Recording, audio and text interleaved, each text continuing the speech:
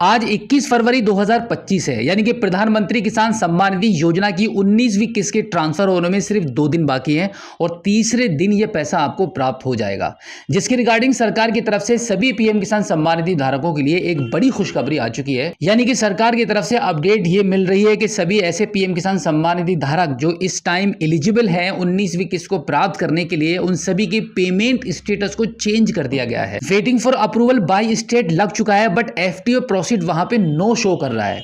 तो आज की डेट में सभी किसानों के यानी कि 9.7 करोड़ किसान जिनको 24 फरवरी 2025 में प्राइम मिनिस्टर मोदी जी की तरफ से बिहार के भागलपुर से पैसा ट्रांसफर किया जाएगा, उन सभी के एफटीओ प्रोसीड को यस कर दिया गया है। जो कि एक बार आपको पीएम किसान सम्मान निधि की ऑफिशियल वेबसाइट पर आकर खुद से एक बार मोबाइल फोन के थ्रू ही आपको ये चेक करना होगा कि आपका एफटीओ प्रोसेस्ड यस हुआ है या नहीं हुआ है। तो अभी हम चलते हैं मोबाइल फोन की स्क्रीन पर और जानते हैं इसके बारे में कि कैसे आप घर बैठे अपने मोबाइल फोन के थ्रू अपने पेमेंट स्टेटस को और एफटीओ प्रोसीड नो को आप चेक कर पाएंगे। इसके लिए मैं आपको बिल्कुल आसान प्रोसेस बताने वाला हूं कि आप घर बैठे अपने मोबाइल फोन के माध्यम से अपने पेमेंट स्टेटस यानी कि पीएम किसान सम्मान निधि के अकाउंट के स्टेटस को कैसे चेक कर पाएंगे।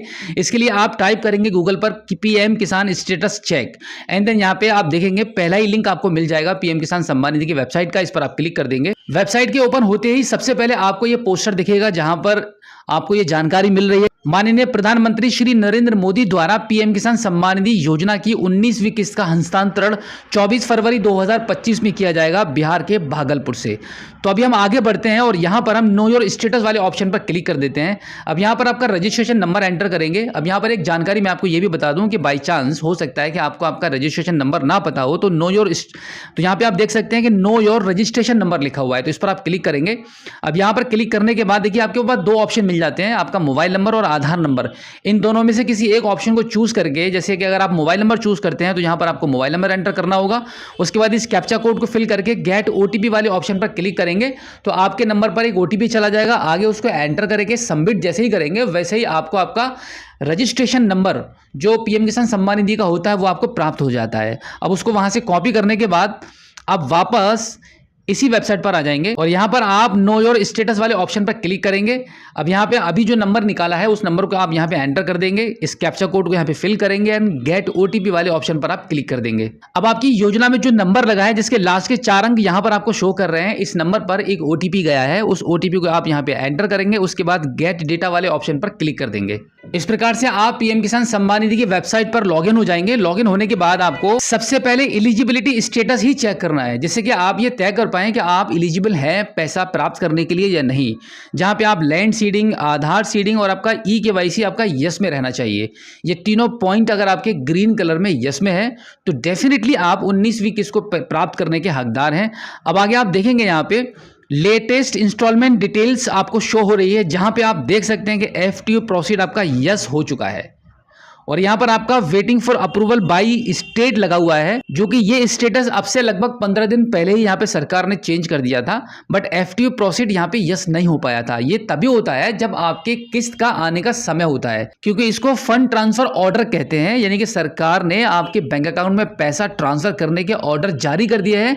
बस जैसे ही 24 फरवरी 2025 में बिहार के भागलपुर से prime minister Modi ji remote का बटन दबाएंगे और तुरंत का तुरंत ये पैसा आपके बैंक अकाउंट में क्रेडिट हो जाएगा और फिर आप अपनी ज़रूरत के मुताबिक खेती बाड़ी में लगाना है, उसके लिए आप अपनी ज़रूरतों में खर्च करना चाहते हैं उसके लिए, क्योंकि जैसे ही पैसा आपके अकाउंट में आ जाता है आप उसके मालिक बन जाते हैं, आप अपनी मर्जी के मुताबिक उसको खर्च कर सकते हैं। और यहाँ पर एक और बहुत बड़ा कन्फ्यूजन मैं आपका यहाँ पे ख़त्म कर दूँ कि बहुत सारे पीएम किसान सम्मान निधि धारक ऐसे हैं कि जैसे ही खाते में पैसा आता है वैसे ही वो तुरंत निकालने के लिए बैंक चले जाते हैं। तो ऐसा ना किया करें, क्योंकि उनको ये लगता है कि भाई अगर पैसा ना निकाला तो गवर्नमेंट उनके अकाउंट से पैसा वापस ले लेगी।